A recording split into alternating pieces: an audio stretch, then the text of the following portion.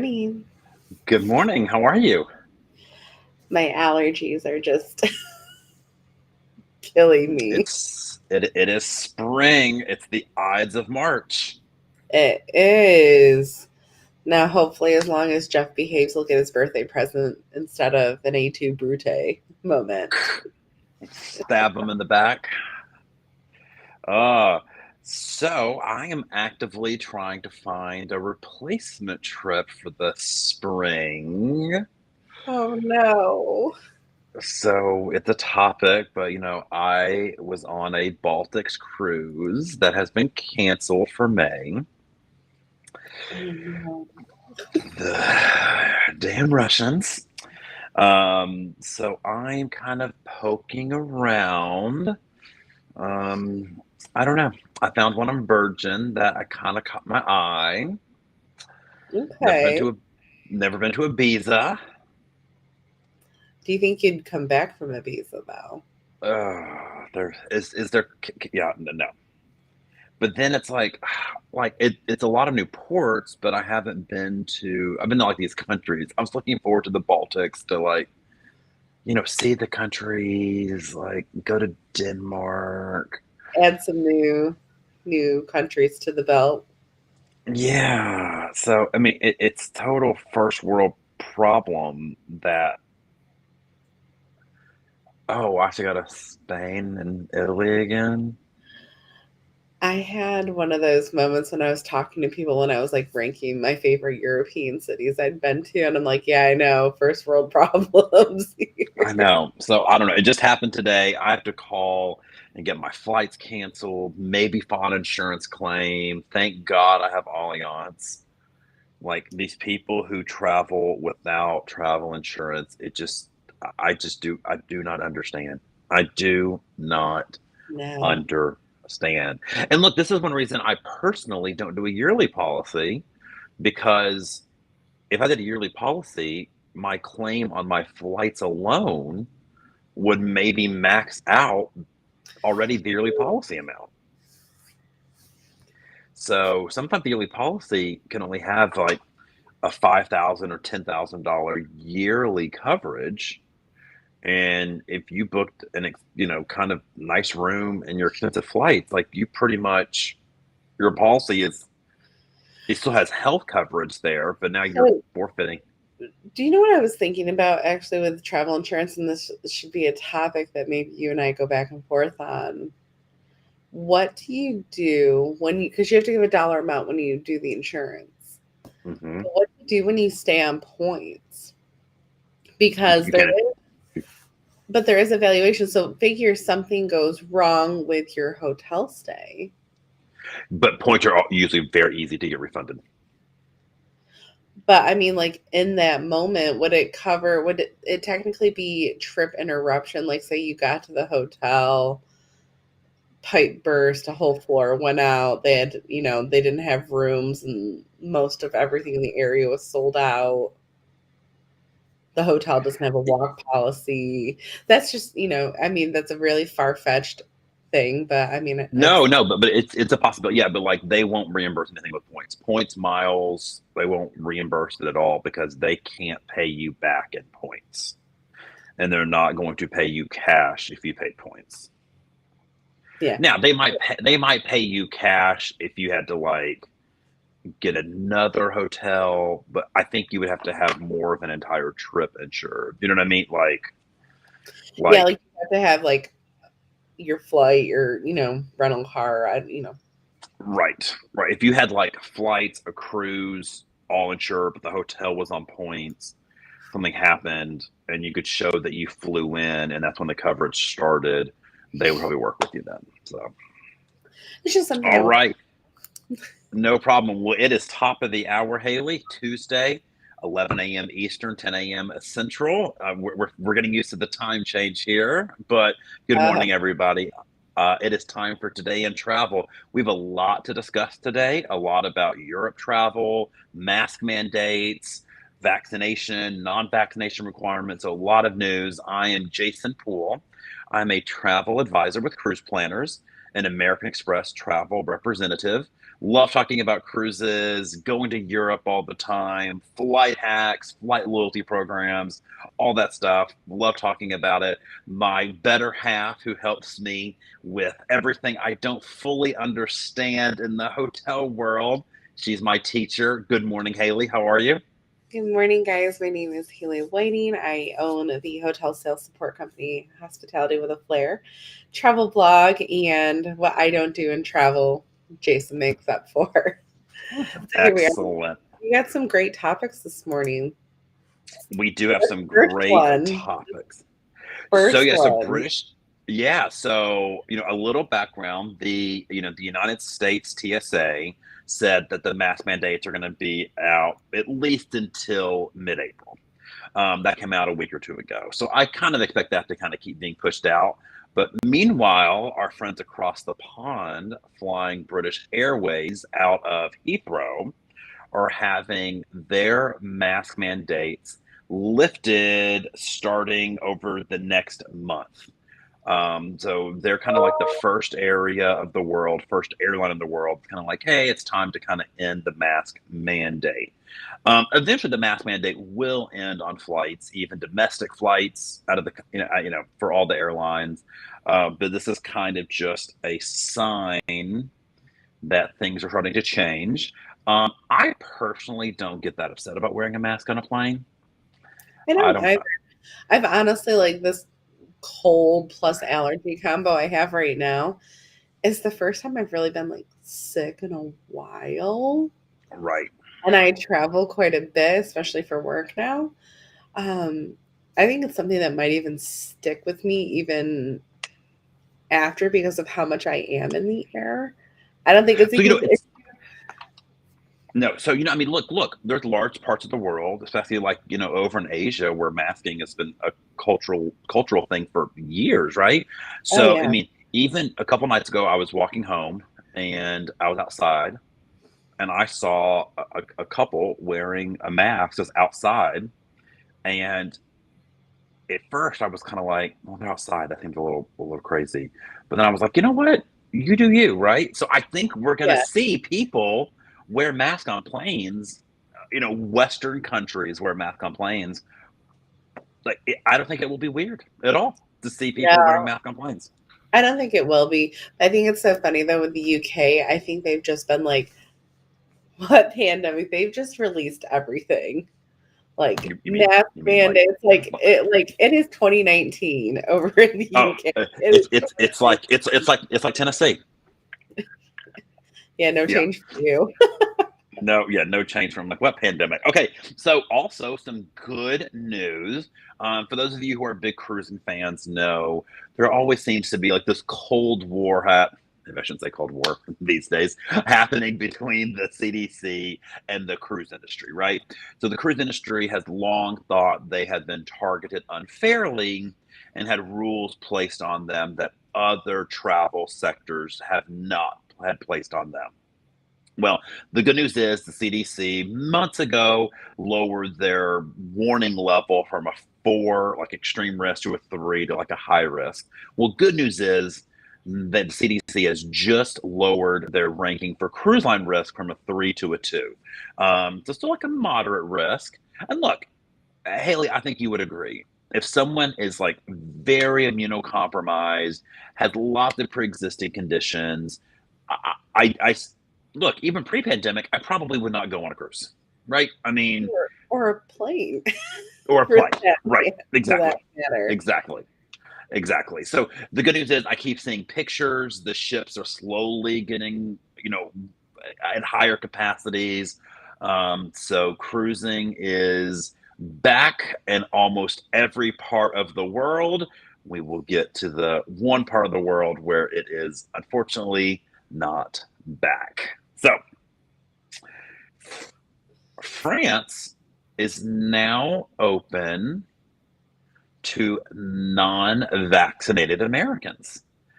I was Yeah, surprised France did because they've this. been so strong in their resolve on this, I'm but I think it's just to the point of, if you've wanted the vaccine, you're vaccinated by now, and it's going to this life of living with it.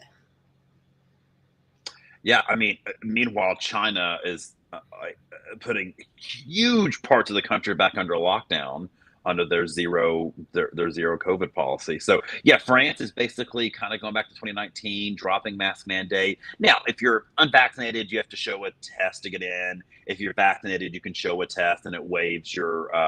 I'm sorry, if you vaccinated, that kind of waives the testing requirement. I mean, this stuff is changing constantly, guys. Haley and I could talk about every country like Every week it nonstop. changes.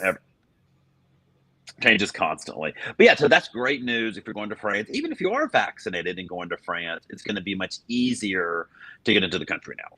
Yeah, absolutely. And I mean, there could be some people, because I know that there's still some studies like, about the effects of the vaccine with fertility. Like there's still some kind of question marks there. So, you might have a, vaccinated spouse with an unvaccinated other spouse. Like, Right. so the world's opening up a little bit. A little bit more. Excellent. Okay, so Uh, this requires a little bit of background information. Okay, take this so away because I would need a cocktail to give this background information. so, Alitalia was the former Italian airline, and they were a member of SkyTeam. So you could be, a Delta fan, KLM fan, a Air France fan, any airline in SkyTeam, and you had access to the Alitalia flights, which were a great solution for flights that involved Italy. Okay, so they were the Italian airline, lots of flights, not just from Rome, but from the smaller areas in Italy as well.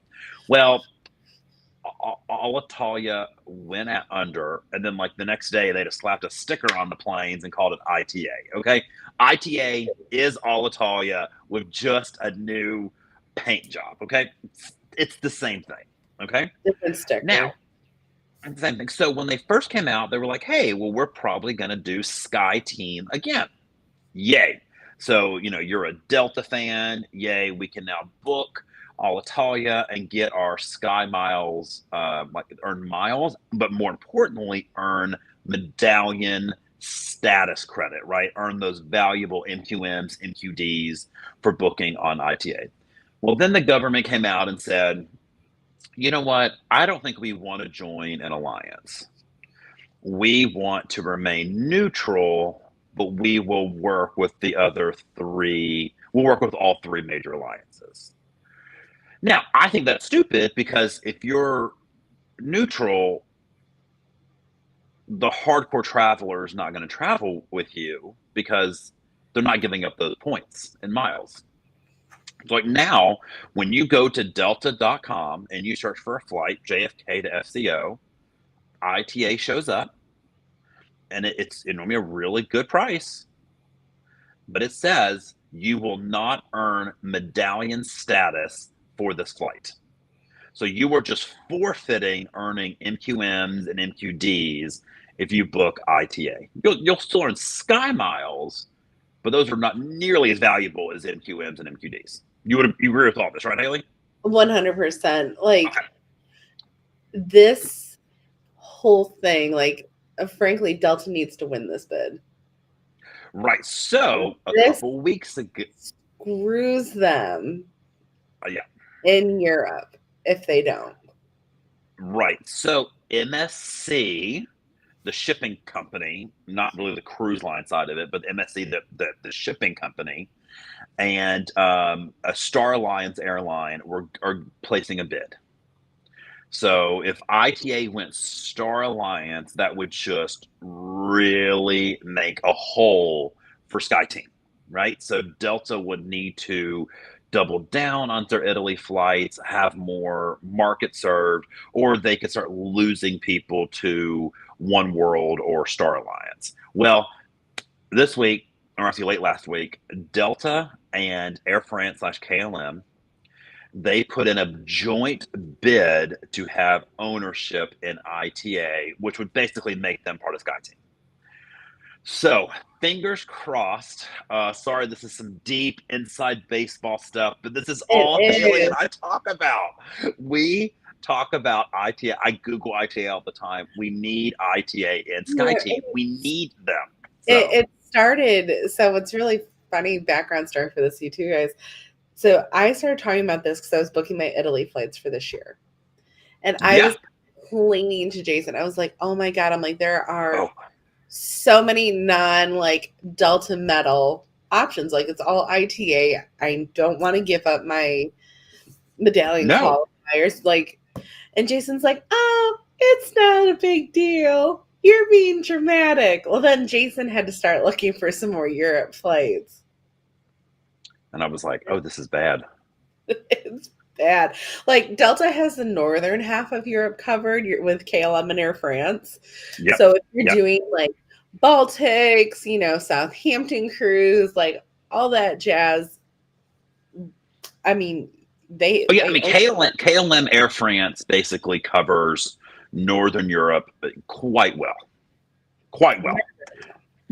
Yeah, but Italy This was Italy Mediterranean hole is like it was a thing. So fingers crossed.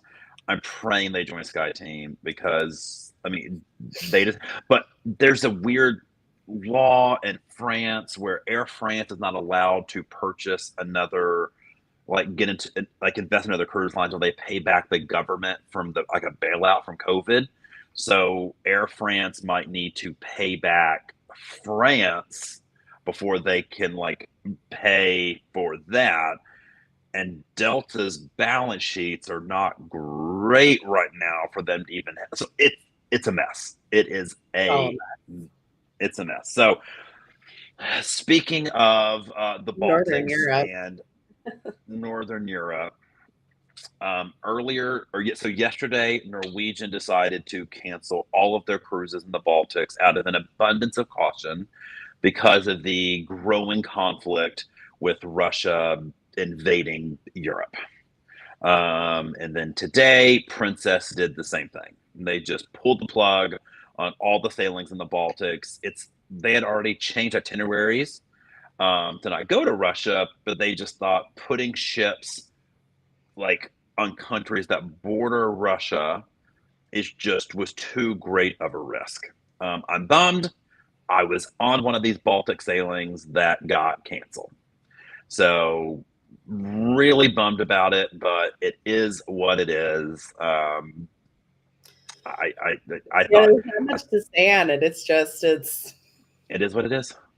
It it, is. I it mean, is. and I get it, right? Because they're not gonna put their passengers, their crew, their $600 million ships in a potential war zone.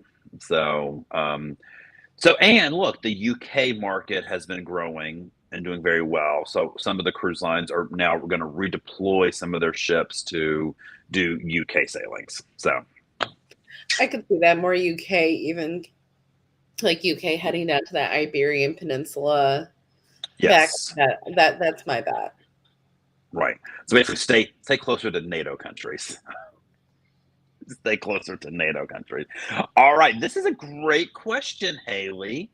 So, Uh, what is your current pandemic travel peeve? so this is my peeve, and it comes to my industry is the peeve.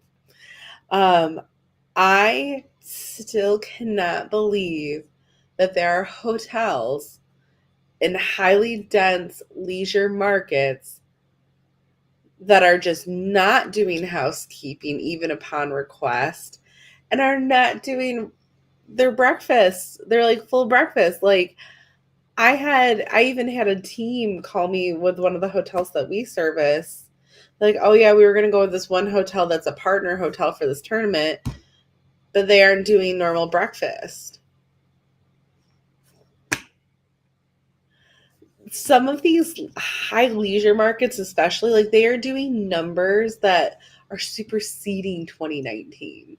They're not charging less. Like, oh, I could get on a soapbox and I could go. It's just the lack of amenities with COVID as an excuse at this point in time. I'm over. I'm so over it. Yeah. No, I yeah. I mean, when I have stayed in nice hotels recently and they don't do, service every day, it just blows my mind. Like it really surprises me.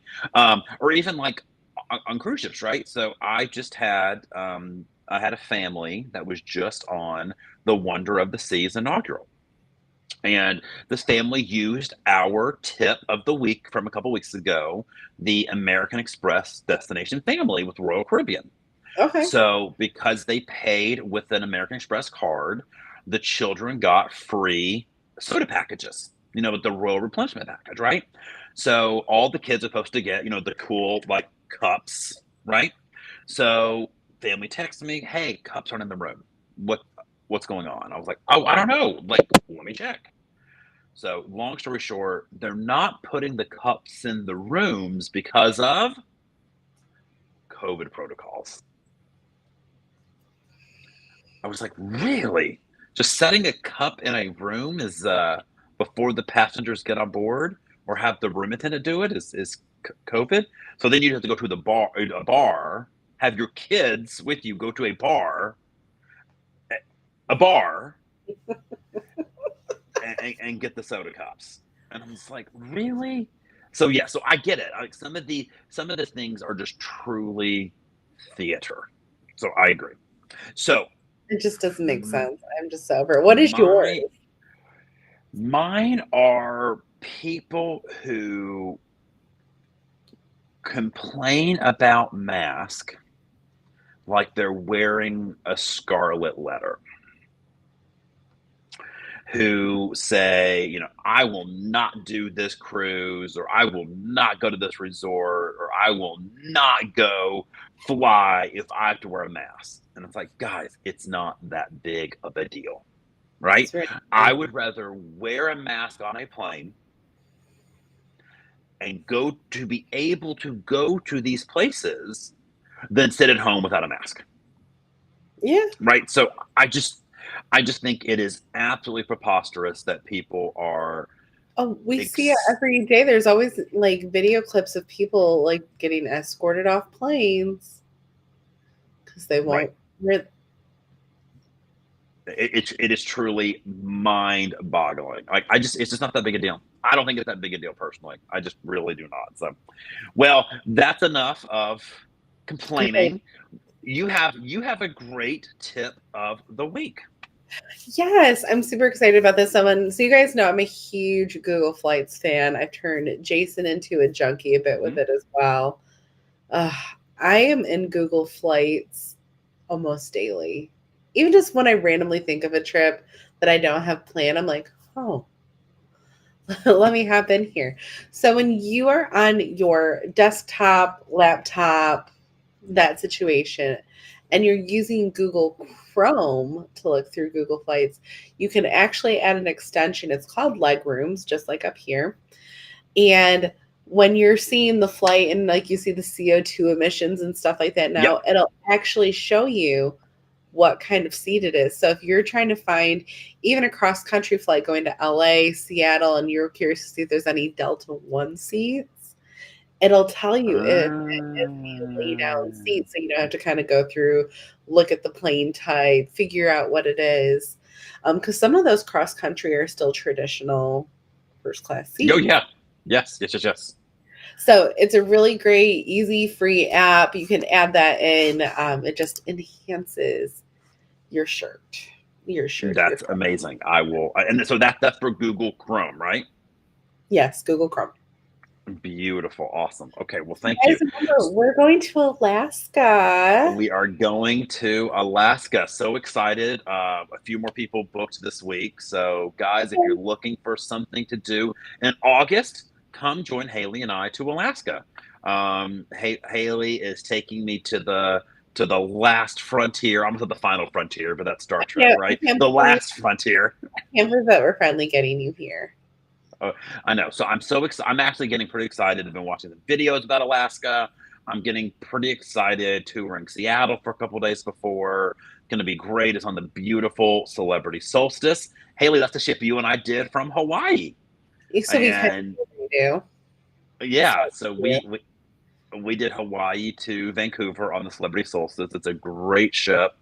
It's gotten a new paint job, so it's the blue now. Ooh. So yeah, so super excited for that. We just have a couple rooms left. Group space goes away soon. So if you're interested, reach out to me and let's get you booked on the Celebrity Solstice in Alaska for August. Well, Haley, I think we covered it all. We did. It was a good week. Minus your cruise getting canceled. I know. I have to go deal with that. Sometimes I joke I wish I had a travel agent to deal with my stuff. I just want to call somebody and just have them do it. Even hotels wise, I'm just kind of like, ugh, I don't want to deal with this right now. That's why I call you to help me with hotels. I know. I just get in Hey, the mood. Yeah. I already canceled all my hotel stuff from the canceled Baltic. So I already got that canceled because you told me to always book refundable hotels. This is why. Yes, you told me to always book refundable, so I booked refundable in Copenhagen, and I had to stay a night in JFK after, but the flight changes, and I booked it refundable, and so yeah, so I already got both hotels I need canceled. something better. Yes. So, all right, guys. Well, I have to get to work and work on my canceled cruise, try to figure it out. So, guys, take care. Haley,